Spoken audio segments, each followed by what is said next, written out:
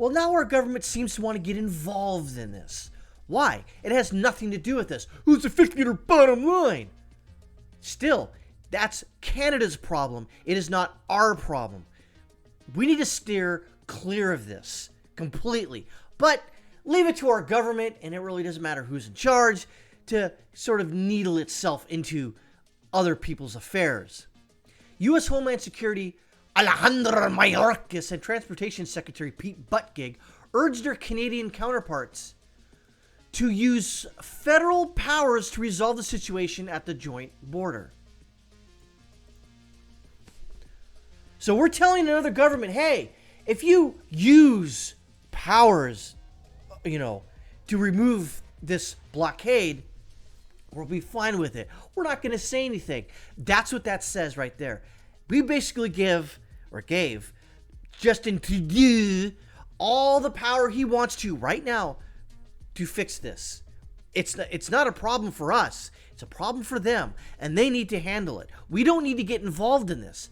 But yet, here we are. Now, I suggest that if you want to give money on Give, Send, Go to the Canadian truckers, more power to you. You can do it. I just don't want the government getting involved, because we don't need our government to have their fingers in on this. And there already are. Let's be honest. And this is a long article. I'm not going to go through it.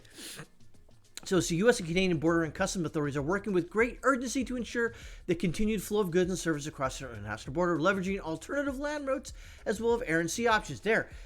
That's fine if our government wants to do that. But to say to the Canadian government, hey, we won't say anything if you go ahead and remove these, if you use your jackbooted thugs in policing to remove these truckers, even though they really can't, they're going to try. And they have already. Doug Ford, the premier of Ontario, has basically said they put another security threat or action out right now that they're going to start penalizing the Canadian truckers. But did they penalize the violent the outbreak of 2020 in Canada, where it did happen, by the way? No, they didn't.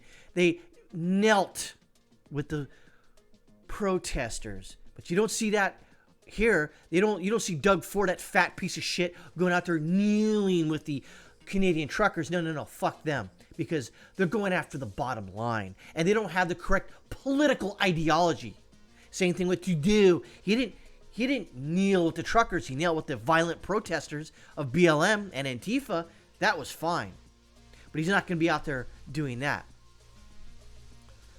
The governor also noted, Whitmer, that the busiest trade route crossing in North America is vital for movements of goods and services produced in Michigan and for commuters from Windsor employed in the Detroit area hospitals. Well, look what we got here. Governor Whitmer, Michigan, Cruella DeVille, reportedly offered Canadian authorities help clearing truckers' protests from Ambassador Bridge. I'm not sure how constitutional that is to help a foreign government out, whether it's affecting your state or not. I'm not sure that's even in the cards. But don't let that stop Democrats. No. A United States elected official, according to Tucker Carlson, an elected official offering to shut down human rights protests in another country. We're going to work to find out if that's in fact what happened. Because there is a report, just we can't verify it. But the governor of Michigan, Gretchen Whitmer, has offered Canadian authorities the use of heavy equipment to move trucks off the bridge that connects Windsor, Ontario with Michigan. If that's true, how is that not interfering in the democracy of another country? A United States elected official offering to shut down a human rights protest in another country, that's consistent with our democratic principles. We're going to work to find out if that's actually what happened. My message is simple. Reopen the traffic of the bridge, Whitmer said. The blockade is having significant impact on Michigan's working families. We're just trying to do their jobs. But she was all about shutting down her own goddamn state during the pandemic because of reasons.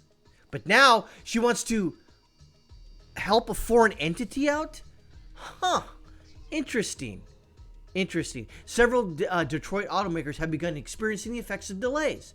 According to NBC's Stellantis, temporarily halted production due to a lack of parts Ford and General Motors have reportedly also been affected by the delays. But again, why is a governor of a state trying to help out another country? It seems a little, wrong. In all, at least 6 auto plants near the U.S.-Canada border have slashed output as an impact from the protests, blocking truck traffic in Detroit begins rippling through both nations.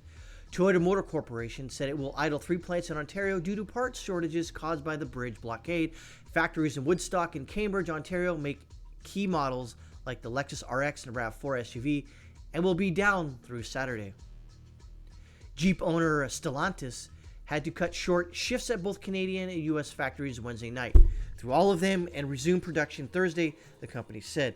The affected plants include a Ram truck facility in Sterling Heights, Michigan, and Detroit plant that makes the Jeep Grand Cherokee, according to people familiar with the plant's operating schedules, etc., etc., etc. All I know is that the truckers have won. The truckers have won. Now the government in Canada has to do something. Now, they're not going to, well, apparently what it looks like, the Canadian governments and the premiers they're not going to negotiate like they would negotiate with BLM or Antifa. They're going to crack down on them. And the police, if they do this, if the police do crack down on the Canadian police, that is, if they do crack down on the Canadian truckers, it's going to be ugly because it's going to be out there for everyone to see in 4K. And there will be some of those cops going to get a little out of hand. And I don't know what will happen. I hope nothing happens. I hope they just negotiate with these guys, reduce or get rid of their mandates and just move on. But you see, they can't do that at this point because the Canadian government cannot be shown as weak. Even though everyone knows they're weak, they just can't show they're weak. And we got our own government and our own state governments trying to help out the Canadian government. Stay out of it. The fuck is wrong with you? Stay the fuck out of it.